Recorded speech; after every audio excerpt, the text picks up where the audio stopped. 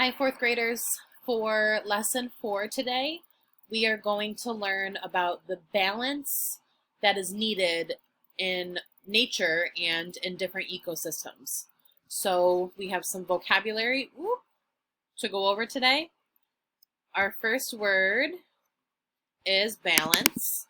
It says, in nature, the maintenance of populations in the proper amounts and conditions. So there needs to be the right number of different types of organisms, and there also needs to be the right conditions, the right weather, the right anything that's in the ecosystem needs to be proper for that specific ecosystem.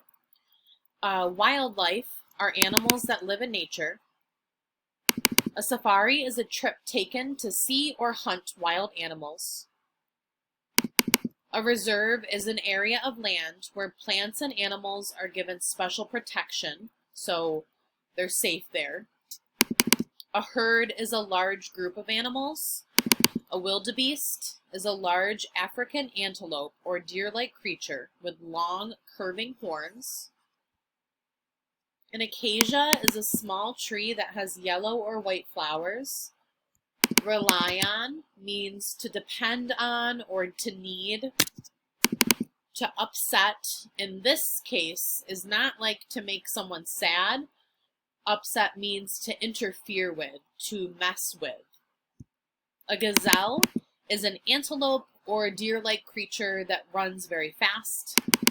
And then extinction is a condition in which a plant or animal dies out completely. So if an animal species or a plant species is no longer around, it has died out, it has been extinct. So we are going to read chapter 4 today, and that is called The Balance of Nature.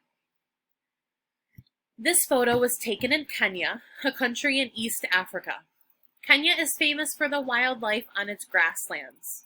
When people visit Kenya, they often go on safari to see the animals. A large portion of Kenya is part of the Mara National Reserve. A reserve is a protected area of land. People are not allowed to build towns or major roads there. The land is set aside for nature, especially the animals. Most of the Mara is open grassland, known as a savanna. The land is basically flat with gentle rolling hills.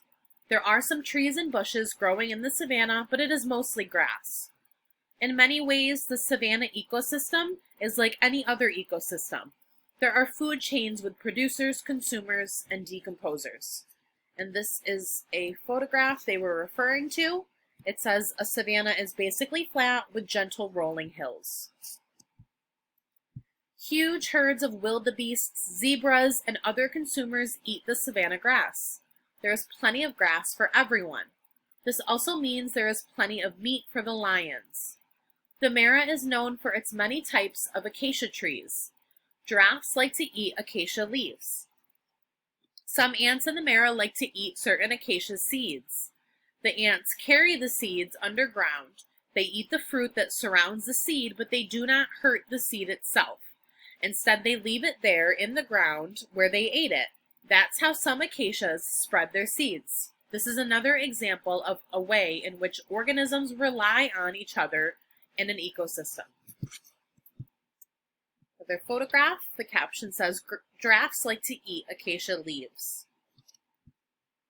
Each living thing in a healthy ecosystem can survive with help from other living things.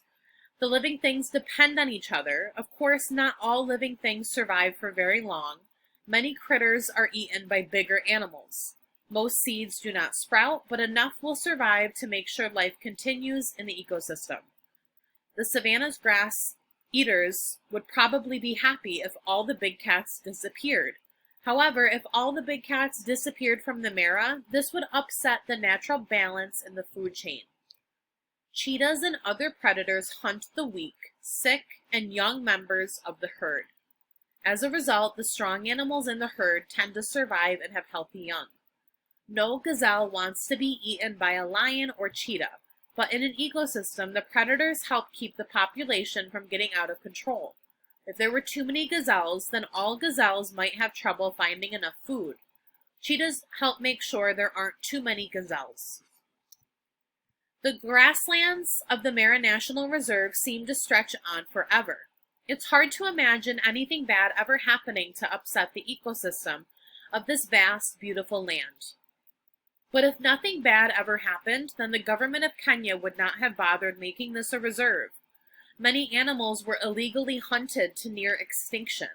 The people of Kenya had to set the land apart in order to protect the ecosystem and all the animals in it. All right, so our comprehension questions today. Number 1, what is a reserve? Remember, go back. It's one of those bolded vocabulary words, or go back and listen to my vocabulary words I went over. Number 2 is true or false. There are many different food chains in the Mara National Reserve. And number 3, if one part of the food chain disappears forever, the rest of the food chain is not affected. True or false? Remember, go back in the text, find the answers, use context clues and all those great strategies that we talk about in the classroom. I hope you guys have a great rest of your day, and I'll see you next time.